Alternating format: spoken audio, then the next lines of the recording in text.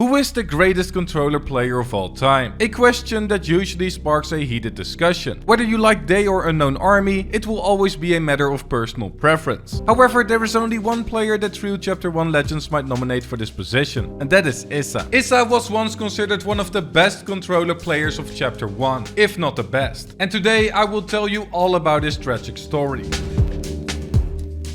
Issa was truly a Fortnite OG, as he already started streaming the game at the beginning of February in 2018. Now this was during Chapter 1 Season 2, a season that most of you have probably never played before. And even if you did, probably casually. Well, while most of you tried to figure out the building mechanic, Issa already started playing CMG tournaments on his PlayStation 4, truly showing his potential in competitive Fortnite. He played these tournaments for 2 months, even adding wagers to the rotation as well, and eventually started playing for bigger and bigger prize pools. And during a $300 CMG tournament, people started to get interested in his skill. That is because he suddenly averaged 27 viewers that stream, and the growth didn't stop there. The prize pools got crazier, and with the increase in cash also came an increase in viewers. A $1,000 tournament now made him average 50 viewers, and most of those viewers stuck around for his other streams as well. Issa really started to make a name for himself in the early Fortnite scene, and now had $2,500 in earnings on console, which was incredibly impressive at the time. He finally averaged 100 viewers and started playing together with fellow controller legend Camo in May, doubled his average viewers on Twitch in June, while also uploading his first ever YouTube video where he got the console record for most amount of kills, and then really started popping off in July. That is because July was the month where he absolutely dominated in tournaments, getting his total earnings to $9,000 while also averaging more than 1,000 viewers for the entire month. Issa was easily one of the best console players around, but this was soon about to change, because in August he switched over to PC. And this is where he started becoming the absolute controller god we all know and love today. In fact, he got to $40,000 in earnings in August, got invited to the summer skirmish, and maintained his 1,000 viewers until October. Now how could October get any better, you ask? Well, like this. He doubled his Twitch viewers, almost touching 3,000 average viewers, obtained almost $9,000 extra from the fall skirmish, and got more than 900,000 views on his YouTube channel. Issa was absolutely unstoppable, and it was well deserved considering all the tournaments and wagers he played for practice. He hit 100,000 subscribers on YouTube in December and added $35,000 extra to his total earnings by getting 4th place in Winter Royale. 2018 was an incredibly successful year for him, and he mentioned that the real grind would begin in 2019. Well, there is only one thing I can say about that. He wasn't lying. Issa returned from his holiday at the beginning of the year and kept his promise. He instantly streamed 48 hours in January and did this for a whopping 4,000 viewers. However, this is also when we see the first sign of his future downfall, as he posted a rather painful looking picture of his wrist. But obviously, this wasn't going to stop him. He was too good not to compete in tournaments. So he won a few third-party tournaments, got top 10 in ESL Katowice, and managed to earn a few $100s in the Scallywag Cup. And although he made close to $14,000 during this time, he started streaming less and less, with him not streaming at all in April. This was because he didn't really enjoy the game at the time. But the lack of streams in April had a very different reason. That is because the biggest event in Fortnite history was about to take place, the Fortnite World Cup. Now obviously he started practicing a lot to get ready for this tournament, but that is where his inconvenience from earlier came into play again. He got really upset about his performance in game and said that it was due to pain in his right hand. At this point, he had no idea what to do, as he even acknowledged that it wasn't healthy to continue playing this way. But he kept going and started with the World Cup warm-up. He did pretty decent in this, earning $225, and was then ready to take on the actual World Cup qualifiers. This was his moment. If he qualified, then it would potentially change his life forever. It was time to go all in. He missed out on qualifying for the solo and duos event in the first 4 weeks, barely finishing outside of the top 20 for most of the finals, but then had one of the best weeks of his life. Ball top 3,000, make it not in, but right at the top there as we look at our final standings, Issa. Wow. Issa, 84 points, 10 games played, 1 Victory Royale. Nochmal 3 Punkte. Die, oh, geht genau, hoppla. Okay, er hat ihn. Hier, alle 5 Views. Also 6 Kills ist schon so viel, ne? Who is it gonna be? 8 spots. Let's see in first. Let's see.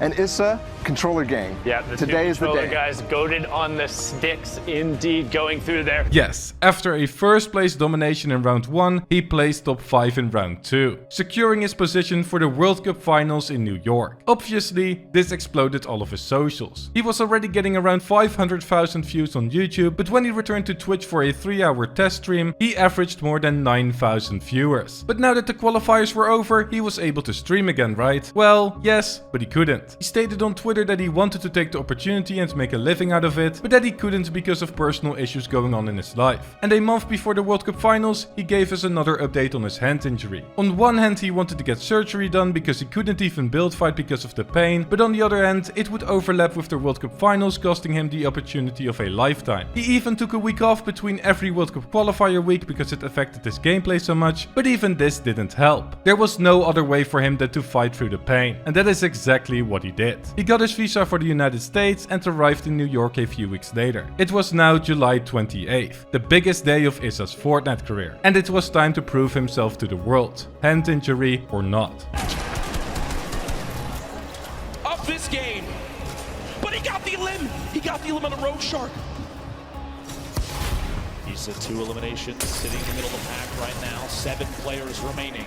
The end of game 2 right before your eyes, folks. 120 total HP. He can't spend any time out of the zone right now. Player goes down inside the box. Can't quite get in. One right behind outside. Can't find a beat. Issa ultimately placed 37th, bringing home $50,000, which was an incredible achievement considering that he was one of the few controller players there. But obviously, he was bummed out about it himself, even though it was definitely a performance that he can look back on and be proud of. However, now was the time to make a decision about his injury. He didn't want to get the surgery, as it would force him to take a long break in which he wouldn't be able to compete, making him a content creator, but he ultimately called his doctor 2 days later and decided to go through with it, hopefully coming back to competing after the break. So, there was now finally hope for him. His dream of competing competitively in Fortnite was still alive. At least, that is what we all thought. A few weeks later, the doctor gave him an update. The surgery was going to be possible, fixing his wrist, but it wouldn't resolve the pain in his hand and fingers, resulting in him having to play less and massage his arm every single day. Something that is not ideal if you need to practice every day to become the best. The plan was now gone, and another solution had to be found. Well, he managed to find one, and it provided him with 2 options. He would either quit Fortnite or switch to keyboard and mouse. And we all know by now that Issa isn't a quitter. So he started trying out keyboard and mouse. In November, he made the announcement that he was officially switching, but quickly gave up on it afterwards. The pain was just too much. And on that depressing note, Issa left the year of 2019 behind him.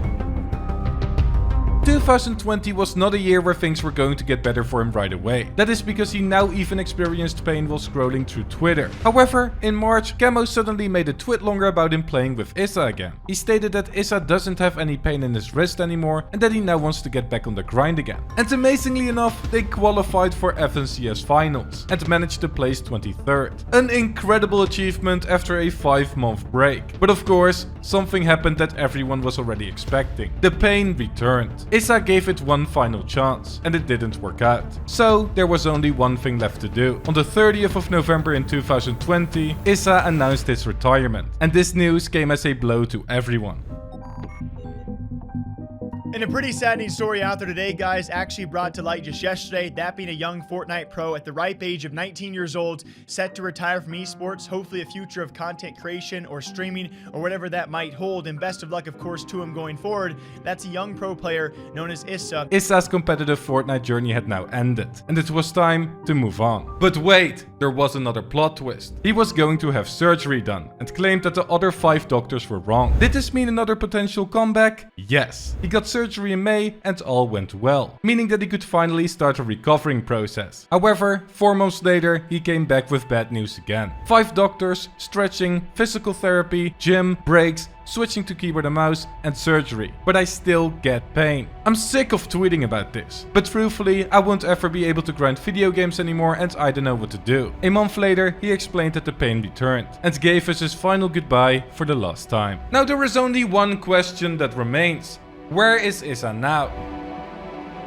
Issa ended 2021 by retweeting a crypto giveaway, kinda hinting towards his new path already. And in the beginning of 2022, everything became clear. Issa had now entered the NFT space, and he stated on Twitter that he had made more money in the NFT space in 3 months than he had made in the entirety of Fortnite. However, from there on, Issa became a ghost. Get it? Because he was in Ghost Gaming? Never mind. He doesn't use his YouTube channel anymore, hasn't streamed on his Twitch account since August of 2021, and he rarely tweets on his Twitter account. He sometimes retweets stuff about his former Fortnite glory days, but mostly likes to participate in the NFT community now. Now, besides giving away money here and there and occasionally replying to a few tweets, it is obvious that he has kind of left his social media behind for now. So yes, he can also have a spot in the Hall of Fame for creators that dropped everything for NFTs. And normally I would become Detective Justicul and find his NFT collection to confirm his profit, but he has kept it hidden very well. However, that doesn't mean we can't make an educated guess. Considering that he has made more than $100,000 in competitive earnings and stated that he made more from NFTs in 3 months, then we can almost guarantee that he probably got more than $150,000 in profit from NFTs today. But the most important question is, will we see him return to the Fortnite community soon? Probably not. We have talked a little bit in DMs, and he had stated that he might open up a Discord soon to help people get informed on good NFT projects. So who knows, he might return to content creation in the form of crypto and NFTs in the future. Also, that was before he disappeared from my DMs. Hence why I couldn't get an interview asking about his whereabouts. I would make another Ghost Gaming joke here as I got ghosted, but I will spare you guys the cringe. Now this was the unfortunate rise and fall of Issa. If you enjoyed it, then please leave a like on it, subscribe if you're new, and I hope you have an amazing day.